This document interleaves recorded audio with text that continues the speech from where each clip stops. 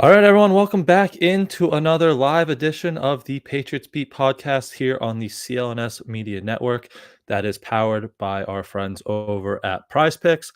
It is Brian Hines from Pats Pulpit back with Alex Barth from 98.5 The Sports Hub, and we are here to kind of recap and break down the NFL scouting combine that has gone down the past week down there or over there in Indianapolis, not down there, but this is kind of the event that really kicks off the offseason, I'd say, and gets things going, obviously, with the draft, with all these workouts. But you have all these coaches, you have all these NFL executives there, and you get some rumblings about free agency and some trade values. And we got a bunch of Patriots news and nuggets from that week.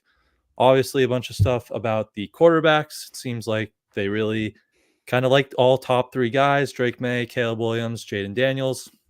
We got some news about some trade values, maybe with Mac Jones, someone else who may be on the block, and Devontae Parker. So big week, lot to break down. But this is, a big event every year that really kind of kickstarts the offseason here with free agency about 10 days away. So a lot to talk about and a lot to get into here from a Patriots perspective. So, I mean, you were there. You were boots on the ground. What was it like, and what'd you pick up? Yeah, it was very different than what you expect, right? I feel like you watch it on TV every year, and it's all just about these workouts and the numbers and the relative athletic scores, and that's a big part of it. But when you're there, it's really like this big, just kind of social event and social gathering because you're walking around and you walk by, oh, there's Nick Caserio or there's someone else. So it's really kind of different than what you expect and a different kind of. It's more of like a social event. It's we were comparing it like you're back at college. You're just going around meeting all these people, introducing yourself. So it was a very fun week, very tiring week. But I mean, I think the big kind of scuttlebutt around Indianapolis is they really like all three of these quarterbacks, which, the Herald also, Doug and Andrew kind of confirmed that in, an article this week. But that seemed like kind of the news around Indy was, the Pats like a quarterback, and they view all three of these guys as a potential option for the number 3 overall pick, which is big because, again, they're at 3, so it's going to be whichever one falls to them. And if they like all three of these guys, then it seems like they're comfortable taking whichever one falls to them at that spot.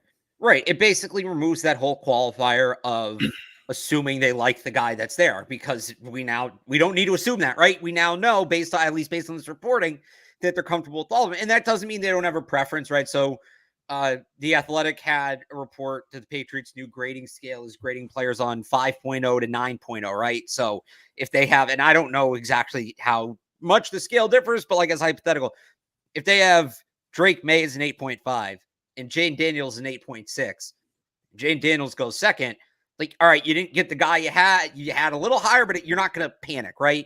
And I think that's where they're at. So that doesn't lock them into a quarterback. They may like all three of those guys, but they may like Harrison more. They may get an offer they can't refuse to move down. It doesn't guarantee a quarterback, but it does take that whole, well, what happens if they're on the board and they don't like the quarterback? It doesn't sound like that's going to be an issue. So now it just comes down to, how do they want to start the rebuild? Do they want to start it with a quarterback first? Do they want to start it with a wide receiver? Do they want to start it with a tackle? Or do they want to start it by accumulating picks and moving down? That becomes the question. The individual players, as it pertains to that question, are almost out of it. Unless we end up in some weird scenario where Marvin Harrison Jr. goes second and they really feel like a receiver is the best move, and now it's, do you move down for Rome Odunze or Malik Neighbors? The individual players kind of don't matter at this point. They do and they do. Like, I'm not saying they don't matter, but the question basically becomes, right, you like all these guys.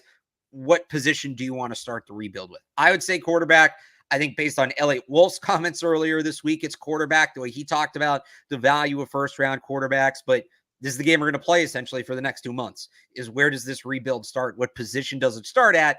And then from there, it's just kind of by default. We know who the receiver is going to be. We know who the tackle is going to be. It's just which quarterback falls, or do they trade down?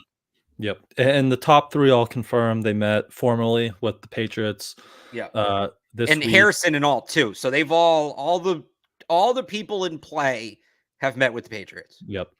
And then some of the, maybe later first round or day 2 quarterback options. They met with, JJ McCarthy and Bo Nix as well. They did not meet with Michael Penix. Did you read into that at all? Or do you think they So kind of met him at the Senior Bowl?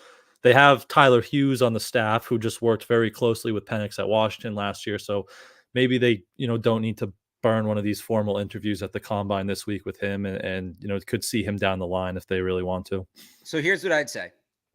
You can feel about that however you want, because if you want to sit there and say they met with all 5 and not Penix, they clearly don't like him, it's a very valid take. But if you want to use historical context, the Patriots drafted 7, 8 guys last year, I think, or no, it was like 10, right? Yeah. They met with 2 of them. And that's under Belichick, they rarely met with the guys they ended up drafting. And when they did, sometimes we didn't find out about the meetings till after the draft. So if you want to call it a smokescreen, you may not be wrong. You read into it. It's glass. It's the dress, right? Is it black and blue or white and gold? Whatever you see, there's a chance you're right. I'm not gonna overly read into it because you could argue it goes either way. I think if they didn't meet with if they met with 5 of the 6, but the odd one out was Drake May or Jaden Daniels, that becomes a very different story. But with Penix, they may think that there's no shot they take him. He just doesn't fit in their cards, and why waste the time? Or maybe they don't want people to know how much they like Michael Penix. You could argue either one, and I believe you. Yep. So anything from the big 3, Williams, Daniels, and May, that they spoke to the media. They confirmed they met with the Patriots. Did you take away anything from those guys' availability? I know there's a lot of character concerns with a guy like Caleb Williams, and the Pats keep talking about leadership and toughness at the position. So anything glaring from those guys is kind of media availability that you took out that you think might impact the Patriots one way or another? Not a ton, not really. The one interesting thing in that regard, kind of related, is Jaden Daniels not weighing in. I'm not gonna not draft him because of that. Let's see where he weighs. Let's see what he does at his pro day, and then if he comes in under at the pro day, all right. So then he was going to be under at the combine anyway. If he comes in shape in the pro day, it's all right. So he kind of packed on weight there at the end. I mean, yeah, he kind of gamed the system a little bit, but he weighs what he needs to weigh. And we'll see if he shows up at 220 and he's all rocked up, then great. If he shows up at 220, he's got a beer belly, then you're a little concerned about it. So that was the one thing that kind of gave me pause. Again, I'm not out on him, but I just look at it and I'm like, all right, that was weird. You better back it up. You better come back it up at the pro day. That's the one thing I guess I would relay from the non-on-field stuff from the top 3 quarterbacks. Yep. And I mean, you could just note JJ McCarthy weighed in and he was up to 219, which I mean, it was probably 150% water, but yeah, he didn't run the 40. Water, then, he's he was covered in Rich Eisen's saliva. Yeah. Rich was having a good time with JJ McCarthy. Yeah. In that booth. But yeah, that seems like kind of the main thing leaving Indianapolis there is they like all 3 quarterbacks a lot. And if they all have them ranked pretty similarly on the board, then, it's going to be whoever is left for them at 3 there. It was also, interesting. It really feels like the vibe around the Commanders are still pretty split on Drake May and Jaden Daniels. I think it's just a matter of who you ask, who has Drake May 2, who has Jaden Daniels 2. So that'll be interesting to see how that one kind of unfolds. Obviously, that's big with them sitting at that number 2 pick. But as they, go through these top 30 and private visits and workouts now, if one of those guys kind of separates themselves for the Commanders at 2, and that will obviously impact the Patriots at 3. But we also mentioned briefly in the beginning there, we got some Mac Jones trade rumors. Obviously, if they're looking at these quarterbacks at the top of the draft, you'd assume they're going to move on from Mac Jones. And it was the Herald that I think what they say, a 5th round pick seems about right. Maybe there are some evaluators who thought it could be a 6th round pick. So right around what we kind of projected. I think in our mock draft we did last week, we got a 5th and future 6th. So right about that range for Mac Jones. But you'd assume again if they take a quarterback up top that he's going to be elsewhere next season. Here's what my question is with Mac, and this is like a philosophical thing. I don't think there's a right answer. Let's say the price is a fifth. Would you rather trade? Let's say it's a sixth. I just did kind of a Ole mock draft, assuming they get Baker, which isn't going to happen. And I traded him for literally the first pick in the sixth round. I split the difference to Minnesota. Would you rather, or we'll call it fifth. Would you rather trade Mac Jones for a fifth, or Mac Jones in a fifth for a fourth? Would you rather add the pick or move up? I think I'd rather pick swap. I think you want to maximize your value on that one. Or if you could even do Mac Jones in a sixth for a fourth, maybe a low fourth. I don't know. I keep thinking about this question. It's kind of like minutia and, really in-depth nerdy. That's what we do on this show. I think I'd pick, and you're probably going to have to pick swap Devontae Parker to trade him. That's going to be Devontae Parker and a seventh for a sixth. So that's absolutely what that's going to be. Would you also pick swap Mac Jones? I would. If you can get back in around the top 150, I think I would do that. Yeah. It's tough because I keep going back to they only have 7 picks, right? So you feel like you want to add as many as possible. But yeah, when you're in those kind of later rounds, maybe you feel the value to, just accelerate one of those later round picks and move it up into the top 150 or in that range to go get a guy. So that'll be kind of interesting. But you mentioned Minnesota. I think that's kind of an obvious fit there. They have a ton of those late day 3 picks. So I look at 3 teams: Minnesota, the Rams, and the Saints. I think those are the 3 teams you look at that would make a lot of sense for Mac Jones. 49ers? I don't think they're going to, because I don't think they want the circus. And that's not necessarily about Mac. That's not a call Mac a circus. That's, if they trade for Mac Jones, the narrative instantly becomes that Brock Purdy's job's in jeopardy. Yeah. And if you want to go that route, or if you're the Niners, you're okay going that route, I would draft like Spencer Rattler late day 2, early day 3. If you're going to have to deal with that anyway, get your money's worth for it. With Mac being the last year of his contract, you're going to bring him back. You're going to pay him. You may trade for him, have him around all year, kind of aggravating Brock. He becomes Bailey Zappi to Brock Purdy, kind of, and then what, he leaves, or you have to pay him. So it all makes sense schematically. I'm not saying it doesn't happen. And look, Kyle Shanahan, this is the kind of stupid thing Kyle Shanahan would do. He did it he did it to Trey Lance with Brock Purdy. So we know it can happen, but I think if you're the Niners, you have to learn from your mistake. And if you're that unsure in Brock Purdy, draft a guy. And if you're not, you're not going to trade for Mac Jones. You don't need Mac Jones. I'd like to see it. It would be very interesting. I think it would be a bad situation for everybody involved off the field for Mac Jones to go to the Niners. Yeah. Especially because, the connections with Shanahan back in that draft that he wanted him so bad, that will definitely become kind of a circus that, Shanahan finally got Mac Jones and Brock Purdy needs an extension in a year. How's that going to work? So that would be kind of a weird dynamic there. But you mentioned Parker too briefly. That's probably a pick swap, as you said. They will assume trying to get his contract off the books, and we'll get into the receivers later in this draft class, but just an absolute loaded group of talent there. So you assume they were going to try to get off of, Parker or Juju, or, maybe both, either of those contracts. So it looks like that might be Parker. Would you assume Parker has more trade value? I mean, it's going to be a late pick swap, as you said, but would he have more trade value with his contract and, his play than Juju at this point anyway? I think it's just the contract, the level of play is the same. The injury thing with Juju, I think, is also going to make him very tough to trade. That we don't really know where his knee's at, and sorry, I'm trying to pull up the contracts, but that's why I think you can't trade Juju more than anything else. I think is his knee. Parker is, whatever team takes him on is not going to take on a ton of money, and he has no guaranteed money next year, so it's basically just for this year. Juju, you're looking at guaranteed money. Oh no, Juju's also only guaranteed money this year. But I think with his knee, it makes it a really hard sell. Yep.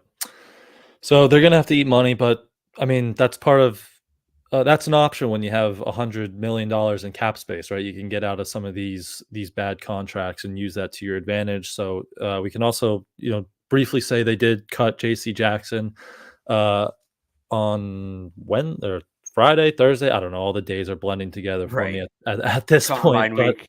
yeah, so they're up to like $100 million in salary cap space. They have a ton of money. I don't know. Did you think, because Gerard Mayo was asked about, JC, and it didn't sound like he ruled him out coming back. Obviously, he wasn't going to come back at $13 million, whatever it was. But we mentioned the need for another cornerback outside of, Christian Gonzalez along the boundary. Do you think there's a path for JC even to come back? Like, I know last year they cut Jalen Mills, then re-signed him on a cheaper deal 5-6 days later. Do you think that could be something for JC if they feel like he's kind of back locked in mentally? And Gerard mentioned he'll be better on the field a few years after that injury that he had in LA. I could see something like that. I think they didn't outright restructure him. The Jalen Mills thing is weird because they essentially restructured his contract. It was just sort of relayed wrong, like relayed through the media incorrectly. With JC Jackson, I feel it would be more something where they cut him, they get that money off the books. They go through the bulk of free agency. Maybe they even go through the draft and then look at it. And if he signs, he signs, but you look at it again once you get to May, once you get into the spring, and you say, all right, like, where are we at? Do we need another corner? Do we have the flexibility to do this? Where's he at? How's he feeling? And then you go from there. If they really wanted him back, if they wanted him back, if they knew he was going to be part of coming back, I think they would have just restructured his contract. I think they would have just redone it. He was released. I mean, and again, I said it was reported wrong with Jalen Mills. So we'll see. Maybe this time there's something else like that. But I wouldn't rule it out, but I think that's a, late May, early June thing. I don't think that's something that if he's back, it's not going to be anytime soon. They're going to let I think with a guy like that where, look, I hope he gets the help he needs. I hope he's, dealing with the mental health stuff, but the reality is you can't count on a guy like that. Get everything else figured out, whereas he's more of a risk, and then figure out if you're in a spot where you need to or you want to take that risk. Yep. So those were kind of the big Patriots storylines from the week. I don't know any other details or reports that stuck out to you that we can hit on briefly here, or we can start talking about some of these prospects. The whole thing about the front office all being on expiring contracts and being lame ducks is super weird, in hiring a GM. I mean, we talked about this when they first did it, so I have nothing new to add. I mean, it was reported again, but look, if they get through the draft and add essentially another Alphonso Highsmith, right? Just another veteran personnel guy who's in the building as a resource. It probably would have been nice to have him when you were making all the big decisions, but okay, whatever. It doesn't, fine. You added somebody else to the front office. I don't care. If they blow it all out and are like, oh, we hate the offseason you did, we're going to bring in a new group. Why give them the chance? You should have sat down with them and met and said, what is your plan? Because now you've wasted not just an offseason, but an offseason where you're $100 million and a third overall pick. You don't just get that stuff back next year. You can't just one and done all that. So that makes me nervous. Now, some of it may just be they're going to give Elliott Wolf the official GM tag and say that's fine. I don't care. I've said this. As long as everybody in the building knows the titles or knows the responsibilities, I don't care what they want to call them. I really don't. Which sounds like they do, because they've all reiterated that he has final say. Right. So, but if you're going to blow the whole front office out after one offseason without even seeing the team they put together play a game, and Wolf's talking about a multi-year process, the way he's addressed everything, and Mayo kind of has too, that would bug the crap out of me. That's just, you're wasting all of our time if you're doing that. Yeah, I would kind of be surprised if it's not Wolf still in charge. Like, maybe that comes with the GM title, but I mean, you're letting him kind of run this ship. He's bringing in his own guys, and like Alonzo Highsmith, obviously ton of ties to the coaching staff. But that would be kind of just a weird dynamic if they bring someone in over him. But maybe it's some of those, lower level guys like Matt Groh or some of those, pro area scouts whose contracts are up. But that's something to watch, maybe after the draft, see how that kind of develops. But let's take one very quick break. We'll hear from our new friends over at PrizePicks, and then we can get into some of these on the field workouts from Indianapolis. Football season may be over, but the action on the floor is heating up. Whether it's a tournament season or the fight for a playoff home court, there's no shortage of high-stakes basketball moments this time of year. Get in on the excitement with PrizePicks, America's #1 fantasy sports app, where you can turn your hoops knowledge into serious cash. Testing my skills on PrizePicks this season is the most exciting way to play daily fantasy sports. If you have the skills, you can turn $10 into $1,000 with just a few taps. PrizePicks is really simple to play, and I can make my picks and submit my entry in less than 60 seconds. Download the app today and use code CLNS for a first deposit match up to $100. Use the code CLNS for the first deposit match up to $100. Pick more, pick less. It's that easy.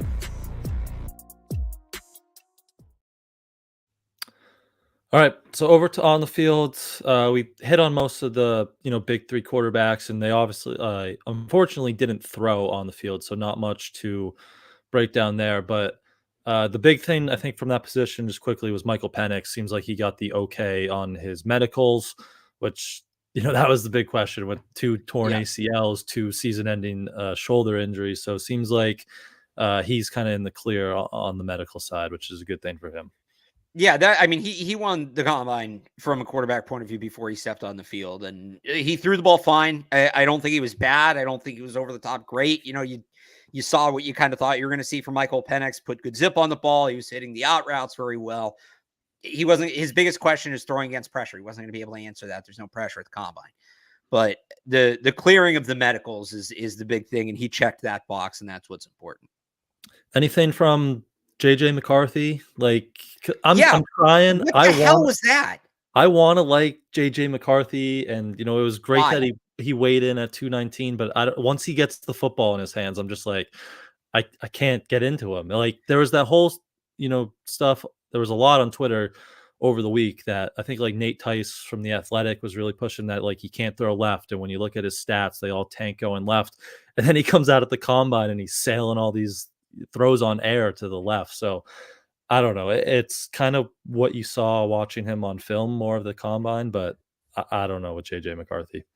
Look, I thought I was losing my mind all week. I'm hearing that JJ, not just he's a first round pick, not just that he's QB4, but he might go top 3 now. Some teams might have him over May and Daniels. And I'm here, when he throws at the combine, you'll all understand where the hype comes from. The league can't wait to see him at the combine. Just wait till you see him throw. Just wait till you see him on the field throwing. It's all I'm hearing. I'm expecting, the way they're talking about it, he was going to make grown men weep.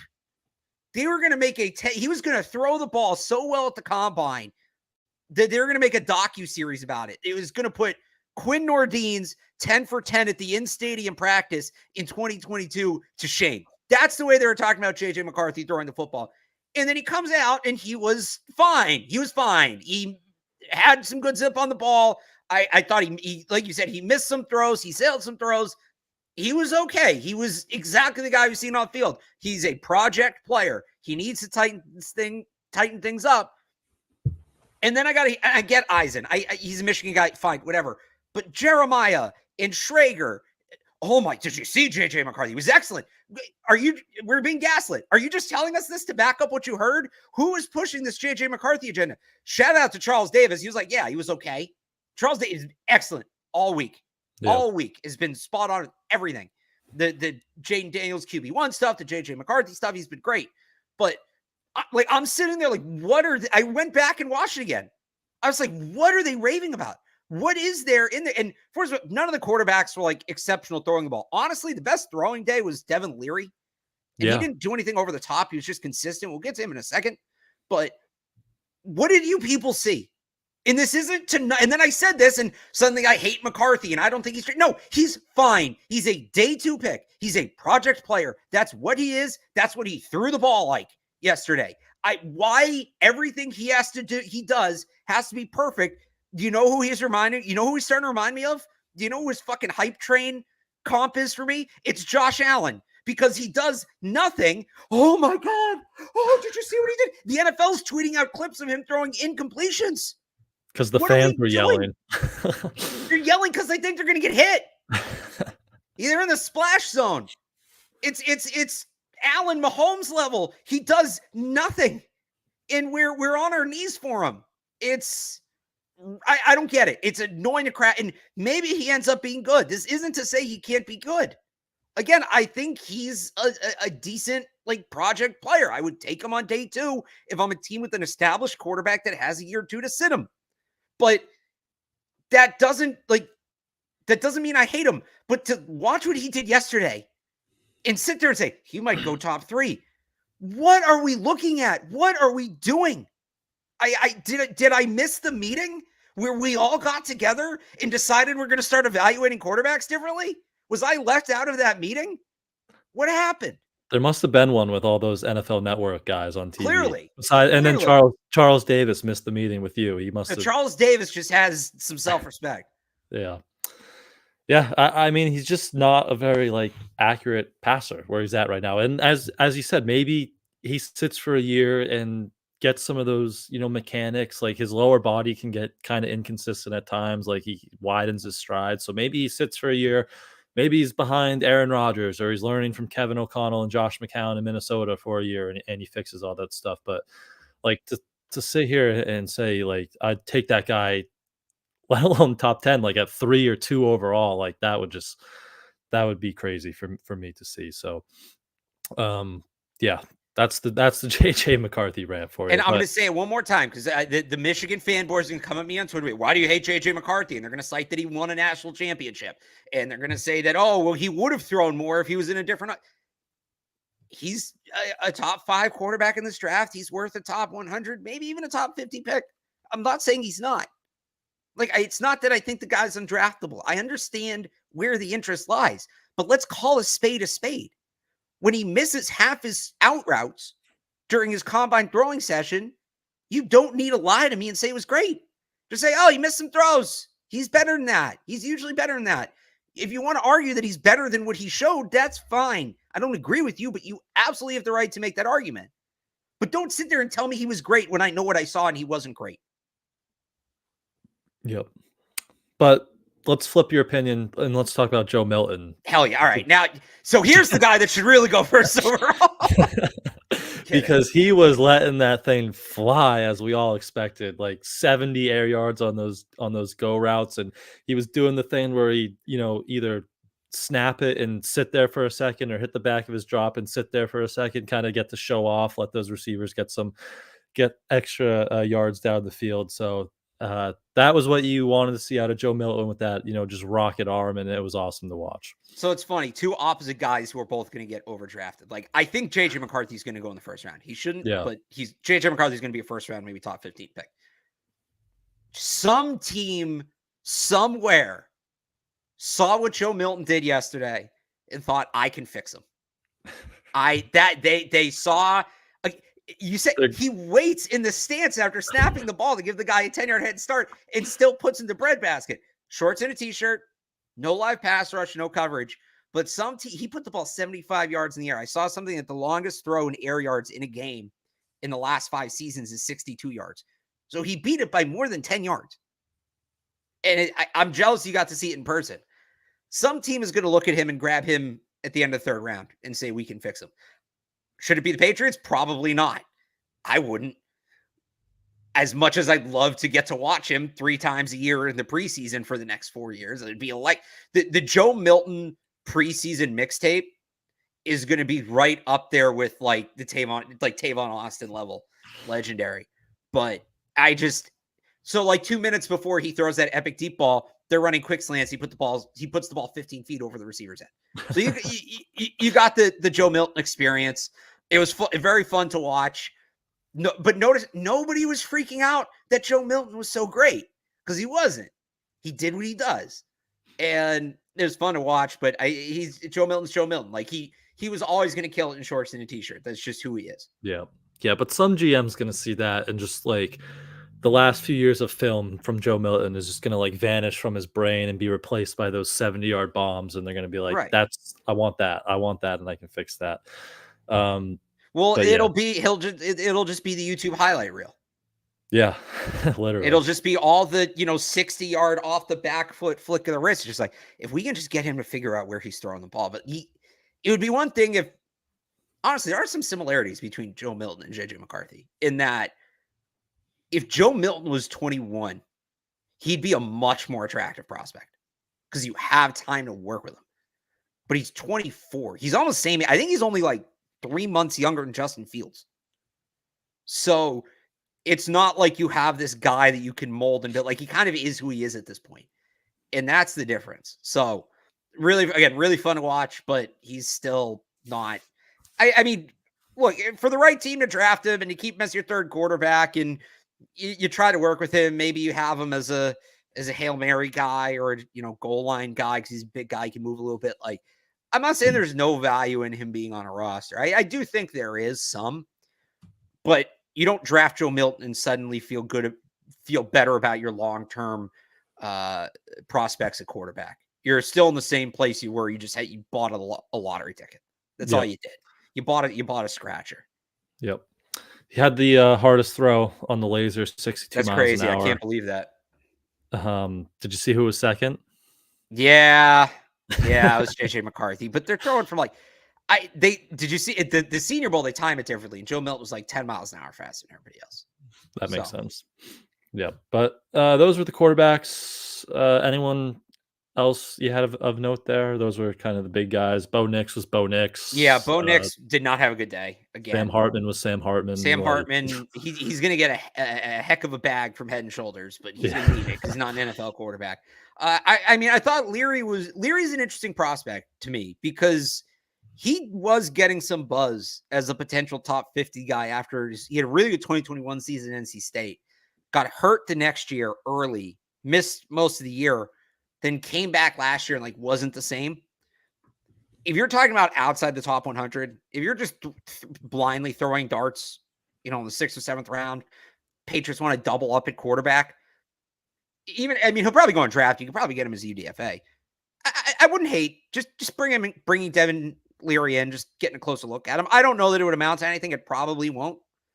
But if you want to double up on day 7, like when we did our mock, we took Jason Bean, right? And I like Jason Bean in this regard too. He wasn't at the combine, but Devin Leary is the kind of guy where I'm like, yeah, I'd probably use a 7th to get him in the building and just take a look. I think he's worth at least that. Not any more than that, but I would say that that's a fair assessment.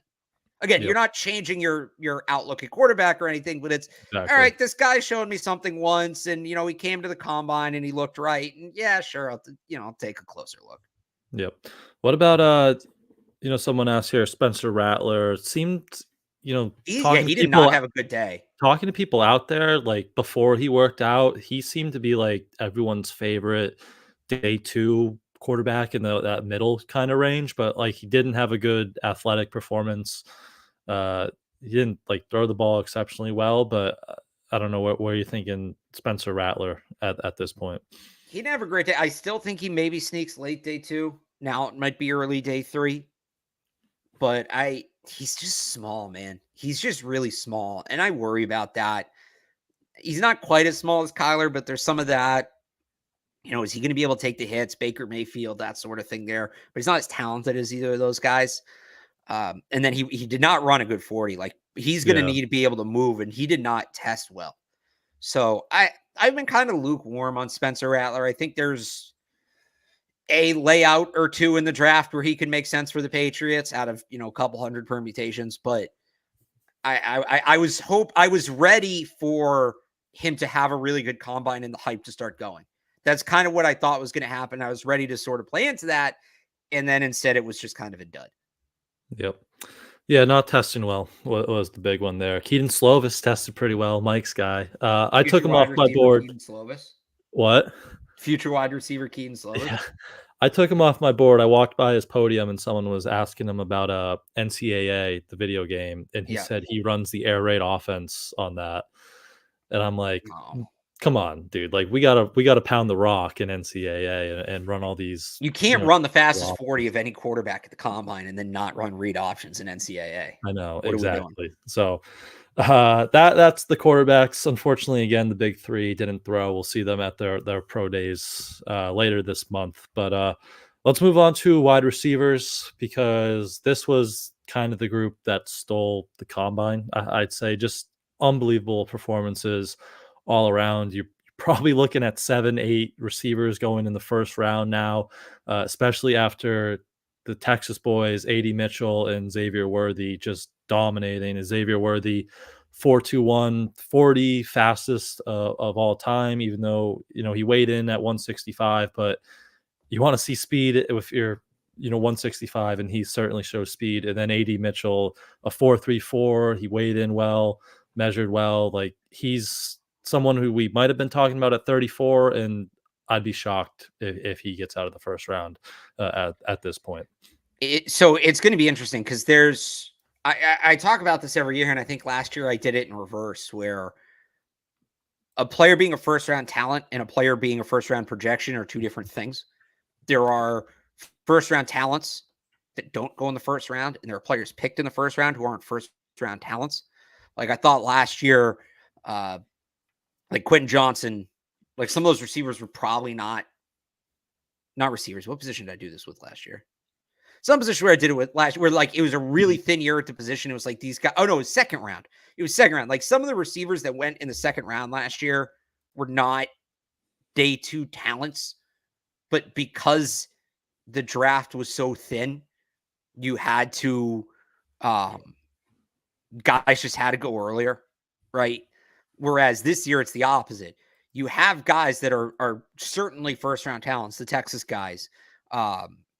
Ladd McConkey might even get in there, but only so many teams are going to take a receiver in the first round. There's only so many teams that need a receiver that somebody's going to fall. I think your first round locks right now are Harrison, Neighbors, Adunze, Thomas, and Mitchell.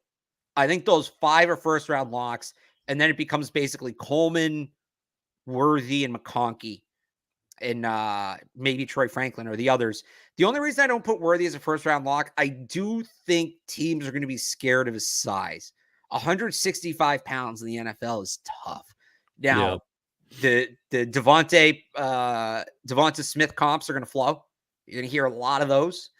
You're going to hear some Deshaun Jackson comps, which are fair, but the track record of guys playing at a high level and lasting in the NFL at that size are slim. Now, some team may not care and say he ran a 4.21 and maybe he sneaks into the end of the first round, but I think you're looking at 5 for sure in the first round and as many as 8. I mean, most of that group tested well. I didn't think Coleman tested particularly well. I know he got up there on the tracking speed. The gauntlet to me is always a great tell. Yeah. And I didn't think he had a good gauntlet. And if Troy Franklin falls on his ass one more time, he's going to get drafted by the Bruins. Like, dude just couldn't stay on his feet. He couldn't keep his feet under him. And yeah, the Tyquan Thornton comps are there for a reason. And it kind of looked like it yesterday. Yeah. I mean, we were talking before we got on, it felt like a lot of prospects helped their cause, and there were rarely any that kind of hurt their cause. But, Troy Franklin, I think, was one of those, few that maybe didn't help his cause throughout his showing yesterday. Didn't run particularly well. Wasn't very good in the gauntlet. But Coleman was interesting because he ran a 4.6, but then he's hitting 19, 20 miles an hour game speed. So you got the whole test speed versus game speed kind of combination there. So that'll be interesting to see how people kind of evaluate that with him going forward. But elsewhere, you mentioned Ladd McConkey. He had the Garrett Wilson measurements getting thrown around yesterday. He's just, I love Ladd McConkey. He's just awesome. We'll see with his size, because he dealt with injuries at Georgia. He's on the smaller side. We'll see how that kind of translates to the NFL. And then, kind of a similar body type, Roman Wilson ran a 4.39, just another really good route runner. So those two guys, I think you saw what you need to see from both of those guys from an athletic standpoint. Yeah, I think a lot of guys really kind of took care of what they needed to take care of in that. Again, we've talked about that kind of 30 to 80 range. Tez Walker, Roman Wilson, Ladd McConkey, I thought all did really well. Xavier Legette tested well, didn't love him in the drills. Ricky Pearsall, kind of the same thing. But I think a lot of that group certainly helped themselves. Tez Walker really had the day he needed to have, because he had that rough Senior Bowl, and he came out. I ran a 4.36. I thought he had one of the best gauntlets of any of the receivers yesterday. I mean, Ladd McConkey and Rome Odunze set the bar, and that's drills made for guys like that. That's going to stack up. But Tez Walker was up there in that regard. I thought he was good in the other field drills as well. So if you're somebody who wrote Tez Walker off after the Senior Bowl, because I know a lot of people did, and I get it, that was maybe their first exposure to him, I think you got to take a second look. And it's not often you do that with the Combine. We talk a lot about the Combine confirming priors rather than really providing new information. But in terms of what's on tape from during the season, Tez Walker looks a lot more like the player he was at the Combine than the player he was at the Senior Bowl. So call it a tiebreaker, but he's still not, there's still other guys I take over him. I'm not saying I'm moving him to the top of my board, but some people are like, oh, I wouldn't even take him like top 100. Like, no, I can reconsider that, especially if the Patriots end up taking Drake May. Yeah. Yep. Drew brought up Ricky Pearsall. I love Ricky Pearsall, and he ran, a 4.41. I think he had the second fastest 3-cone of anyone at the Combine. So he really, dominated the athletic testing. I don't know about wide receiver 1, as Drew said, but I think he's an awesome option on that day 2 range. He said he met informally with the Patriots at the Senior Bowl.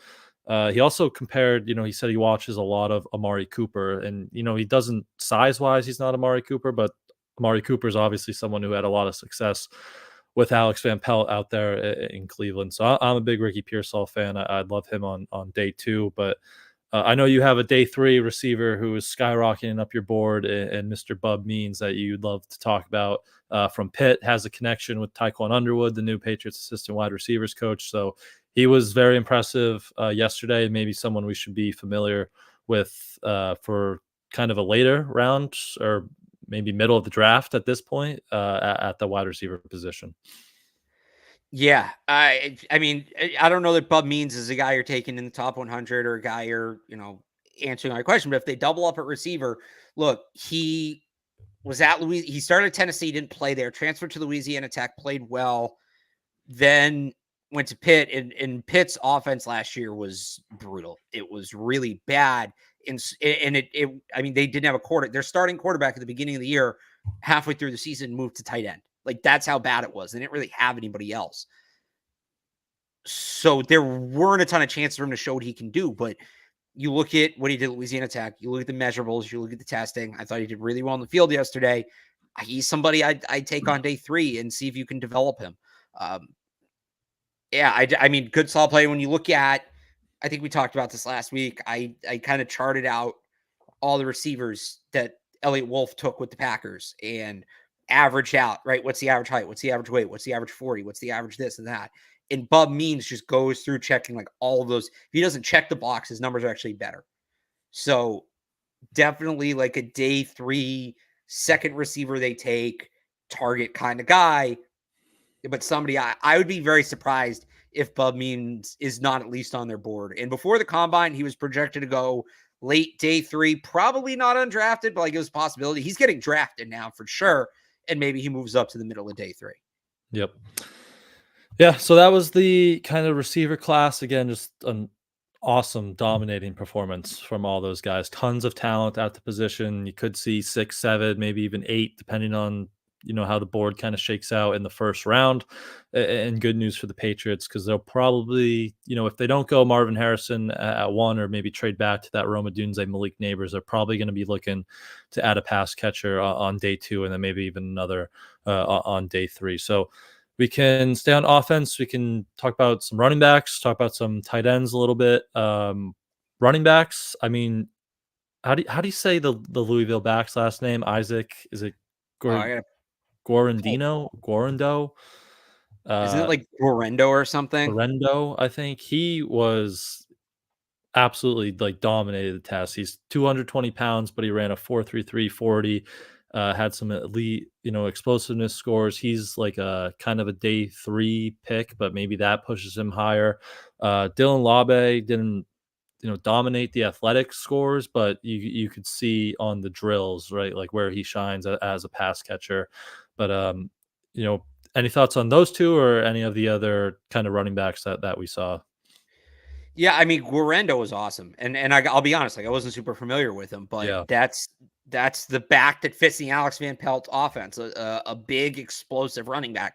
a guy who's up there in, the high 210s, low 220s that, 4.3 is excessive. Just a guy that can get going, but he's a guy that's going to pull away.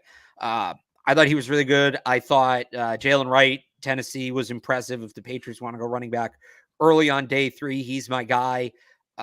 Tyrone Tracy from Purdue also kind of stood out to me a little bit, converted wide receiver. He's an interesting player who I wasn't super familiar with. So watching him was fun. I think for a lot of the running backs, it was chalk. Again, Guerrero kind of came out of nowhere. But besides that, I think mostly what you saw from guys is who they are. Bucky Irving didn't test super well. He'd be the only one that kind of went in the other direction. But maybe he's now more realistic for the Patriots. I think he's probably going to be a late day 2 guy. Maybe he goes to early day 3. Him and Jalen Wright to me are close enough that the combine might be the tiebreaker for me. If I'm sitting there and they're both on the board, I really might go Jalen Wright. But yeah. Yep. What you think of Estime from Notre Dame? He ran like a 4.7, I think. He was kind of slow, which you didn't really see. Like watching him on tape, it seems like he's running away from guys. So I don't know. That was kind of a surprising score for me, but maybe someone who went in the opposite direction with a low 40 time there. Yeah, that didn't. 4.7's a bit high, but I thought he was going to be like a high 4.5, low 4.6 guy. Like he's not that fast. He just had a ton of his Joe Alt. He had a ton of wide open holes that he could just. He didn't have change direction ton. He could get going and go.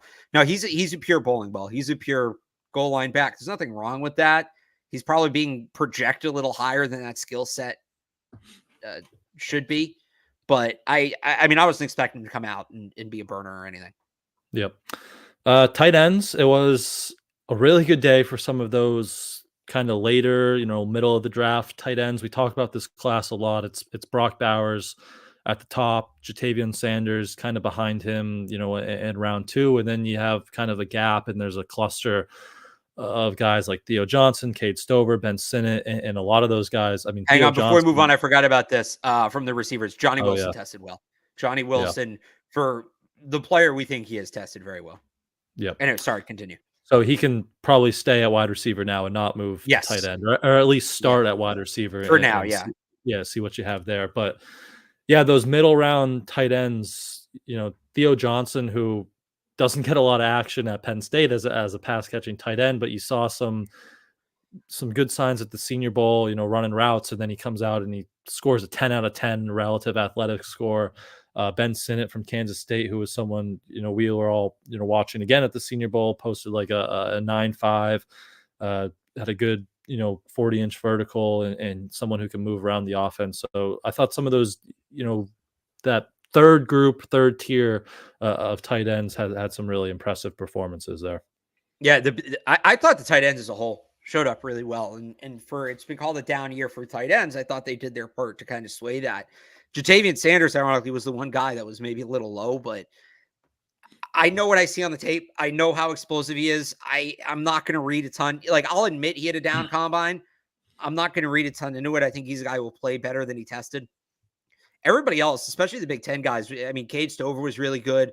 Theo Johnson was probably the best tight end. I need to do, I'm a lot higher on him coming away from this. I just didn't know he had that kind of athletic ability. And then Tip Ryman, too. Yeah. Running a 4.65 at 270 pounds. He looked a little lost in the receiving drills at times. And I don't think he's going to come out and be your tight end 1, but a guy like that on day 3 who can be your blocking tight end, but isn't a total liability in the open field. Very interesting player. So I thought the tight ends had a good day. Yep. So we mentioned it a lot. That's a position that's kind of big in this Alex Van Pelt offense, and it's going to be something that they have to obviously add to with all their guys being free agents. So if they can't find their way to get, Jatavian Sanders in that second round, you're probably looking at one of these guys kind of, that third group of guys. So it was good to see them have some good performances. But we can wrap up offense with the offensive tackles. They're about to start testing within the hour or so, but we did get some measurements, which is obviously the big thing with them. I think it was Jordan Morgan kind of confirmed what we saw at the Senior Bowl with his arms coming in under, but we got under that 33-inch mark, which again is kind of the unofficial standard to stay out at offensive tackle. But they got some good news for like Troy Fotenu. His arms came in. I was pulling up the numbers at 34.5. So there have been concerns about him maybe being a guard. He's someone who can stay out. And Talise Fugaga was over 33 as well. So some good news for those guys in the measurement section. Yeah, everybody but Jordan Morgan checked the box. And I mean, Amarius Mims is freaking huge. There's some big, and are Patrick Paul's measurements out yet, or is he not there? I haven't seen measurements. I haven't seen from him or Suamatia, the BYU kid. Yeah. I want to see Paul because he's massive, but it seems he came out 7 minutes ago. Patrick Paul, 6'7" and 4/8, 36 and 2.5 arms, 331 pounds. That big is a guy. 86 and a quarter wingspan. Let's go. You know what? Just here's what you do. You trade down. You draft Amarius Mims. You trade back up. You draft Patrick Paul. You use, because they're both so big, you use 3 offensive linemen. You'll put one guy on each side of David Andrews. They can cover enough ground. You send 7 guys out in the pattern. And when Goodell tells you you can't, you call him a nerd. That's what you do. I think that may be the answer. No. Yeah, this tackle, it's not as deep as the wide receiver class. The wide receiver class goes, into maybe even just beyond the top 100 in terms of guys that are like legitimate potential within the first 2-year starters. The tackle class doesn't run that deep. I think it only runs through about pick 50. But when you look at the guys that are there, again, it goes to the thing where they're going to be guys who are first round talents who don't go in the first round simply because the draft's so top heavy. Guys like Patrick Paul. I mean, Fotanu will probably be a first round pick now, I would think, now that his arms are checked out. But the size athleticism combination of, like, sometimes you have big tackles, sometimes you have athletic tackles. The number of big athletic tackles in this class is outstanding. So that's good news for the Patriots. They should be in position to take one at some point in the top 50. We'll see who it ends up being, but we're going to find out a lot today, I think, about these guys and who the best options. Because the thing is, when you're tall, and a lot of them are tall, do you have the bend? Can you get low in your stance and not give up leverage? Like, that's Joe Alt's bend is going to be a big talking point today, because 6'9", and can he still get down when 6'1" pass rushers trying to go under him? So that's definitely something to watch for today with some of these bigger tackles.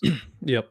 So they'll work out again later. I didn't see Kingsley's measurements, so either that's still to come or he's not doing it. One other guy I'll throw out. Are they doing 2 groups? Are they doing 2 groups of linemen?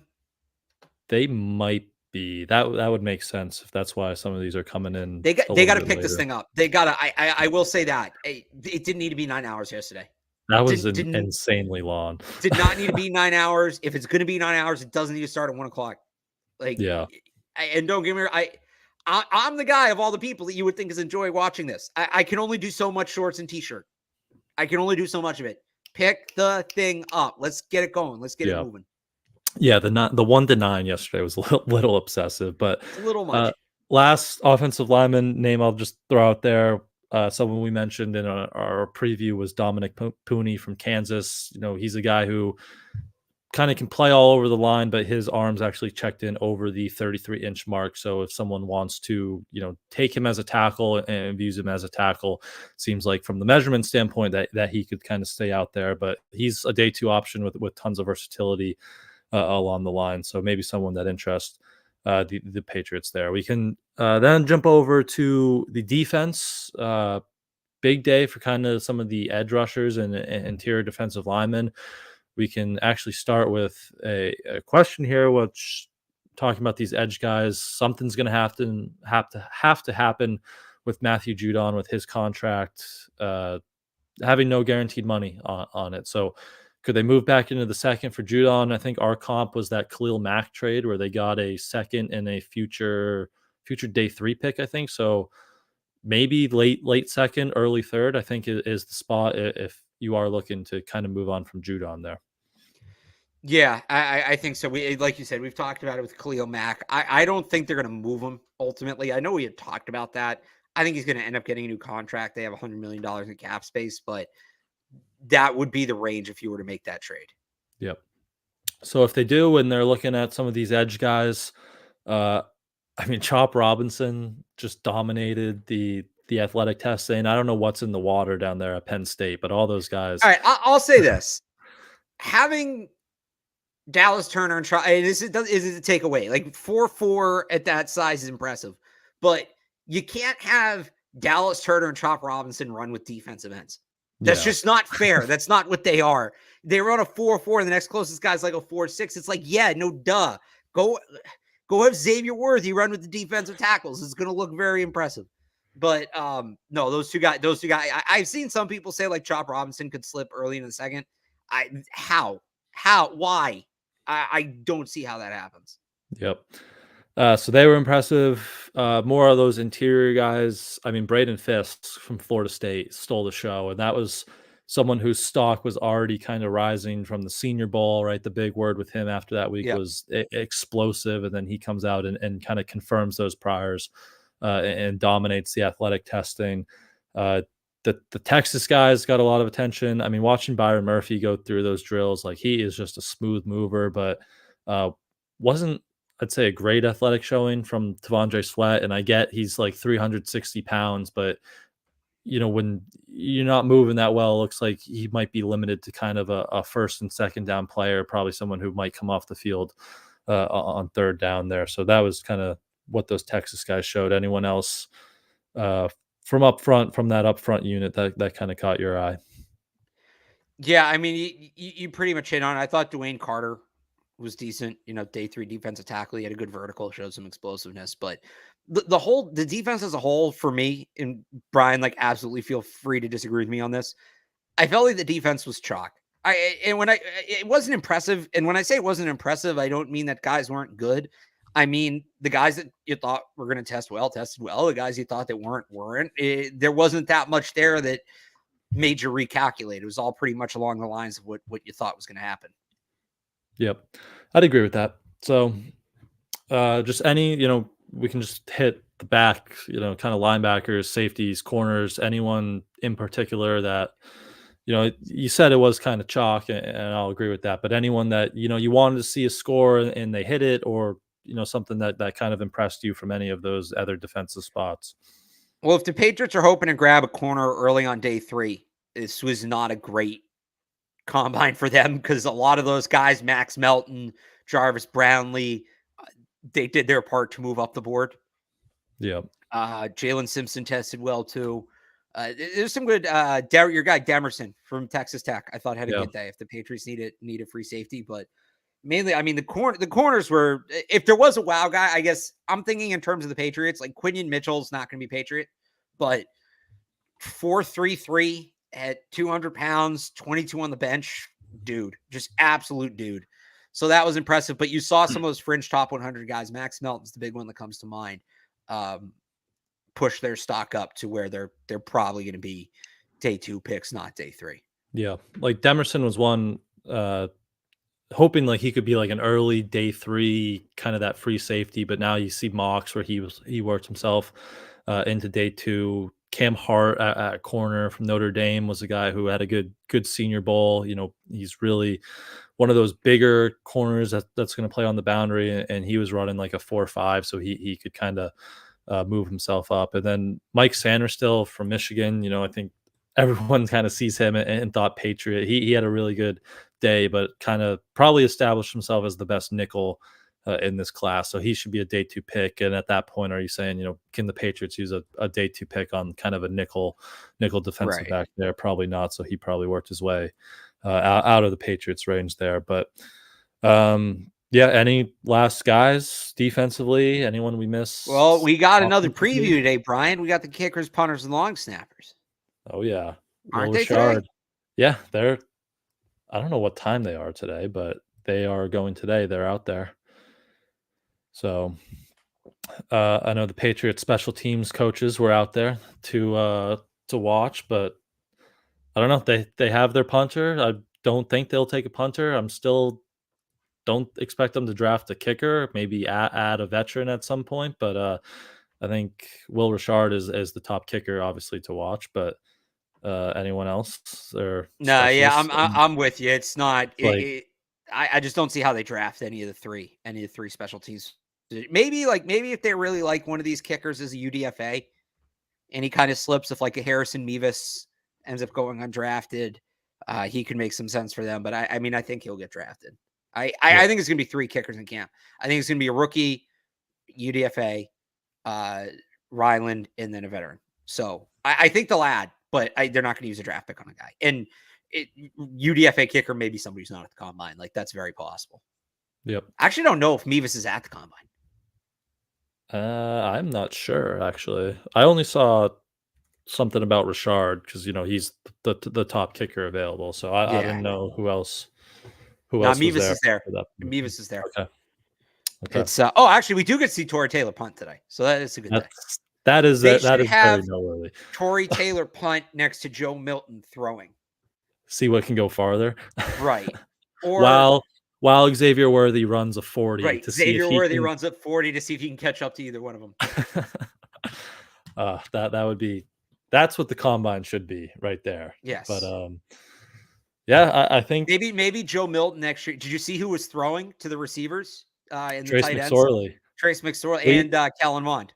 So we were in the stadium, me and Taylor, on it was Thursday while the defensive linemen were testing, and Taylor's like, "Is that Trace McSorley walking around?" And we're like, "I think, but like, why would he be here?" Then he was obviously throwing to those guys, and then like, can't we get a and then Taylor's like, I feel bad for the receivers that they have to catch passes from Trace McSorley after what we saw, him hurting people in training camp with some hospital balls. But yeah, good for him and Kellen Mond. So maybe who knows? Maybe that'll be Joe Milton in a couple years. A couple of years throwing to those guys. But I think that's it. That's all the positions, unless any other Patriots news we missed or I think any we're other. all caught up. We'll be back tomorrow, so we'll catch up tomorrow on all that.